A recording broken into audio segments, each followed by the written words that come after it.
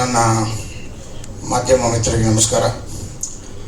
ಬಂದವರೆಲ್ಲ ಸ್ಟೇಜಲ್ಲಿ ಎಲ್ಲ ಮಾತಾಡ್ಬಿಟ್ಟಿದ್ದಾರೆ, ನಮ್ದೇನು ಬ್ಯಾಲೆನ್ಸ್ ಇಲ್ಲ. ಆಮೇಲೆ ಸ್ಟೇಜ್ ಬಗ್ಗೆ ತುಂಬ ಜನ ಹೇಳಿದ್ರು, ಯಾವಾಗಲೂ ಬೆವರಲ್ಲೇ ಇರ್ತಾನೆ ಅಂತ. ದಯವಿಟ್ಟು ಮೇಲೆ ಎಲ್ಲಿಗೂ ಬೆವರಲ್ಲಿ ಹೋಗ್ಬೇಡಪ್ಪ. ಆಮೇಲೆ ನೀನು ಬೆವ್ರು ನೋಡಿ ನೋಡಿ ಸಿನಿಮಾದಲ್ಲಿ ಚಾನ್ಸ್ ಕೊಡೋಲ್ಲ ಡೈರೆಕ್ಟ್ಗಳು. ನೀನು ಆರಾಮಾಗಿ ಫುಲ್ಲೇ ಏನು ಟೆನ್ಷನ್ ಇಲ್ಲದೆ ಹೋಗು. ಯಾಕೆಂತಂದರೆ ನೀನು ಭಾಳ ಕೂಲಾಗಿದೆಯಾ. ಇದಕ್ಕೆ ಒಂದು ಉದಾಹರಣೆ ಕೊಡ್ತೀನಿ. ಸೂಪರ್ ಸ್ಟಾರು ತಮಿಳ್ನಾಡಿನ ವಿಜಯ್ ಅವರು ಬಹುಶಃ ದೊಡ್ಡ ಸ್ಟಾರ್ ಆಗೋಕ್ಕೆ ಮುಂಚೆ ಒಂದು 10-15 ಸಿನಿಮಾ ಮಾಡಿದ್ದಾರೆ. ಅದು ಯಾರಿಗೂ ಗೊತ್ತಿಲ್ಲ. 10-15 ಸಿನಿಮಾ ಮಾಡಿದ್ದಾರೆ. ಅವ್ರಿಗೆ ಬ್ಯಾಕ್ಡ್ರಾಪಲ್ಲಿ ವಿಜಯಕಾಂತ್ ಅವರು ಇವರು ಎಲ್ಲ ಹೀರೋಗಳು ಇದ್ದರು. ನಿನಗೆ ನಿಮ್ಮ ಅಪ್ಪ ಇದ್ದಾರೆ, ತಲೆ ಕೆಡ್ಸ್ಕೊಳಕ್ಕೆ ಹೋಗ್ಬೇಡ.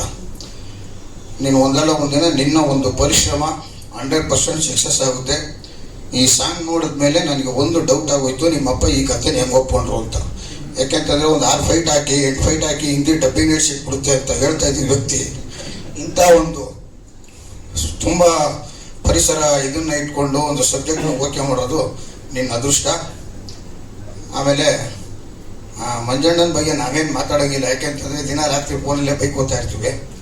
ಆದರೆ ಫಸ್ಟ್ ಟೈಮು ಈ ಥರ ಒಂದು ಕಥೆನ ಓಕೆ ಮಾಡಿ ನನ್ನ ಒಂದು, ಆಮೇಲೆ ಎಲ್ಲರೂ ನಮ್ಮನ್ನು ಸೀನಿಯರ್ ಪ್ರೊಡ್ಯೂಸರ್ ಅಂತೇಳಿ ನಮ್ಗೆ ಇನ್ನೂ 70 ವಯಸ್ಸು ಆಗಿಲ್ಲ.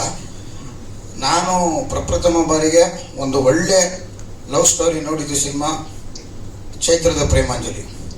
ಆ ಸಿನಿಮಾದ ಛಾಯೆ ಇದರಲ್ಲಿ ನನಗೆ ಕಾಣಿಸ್ತು.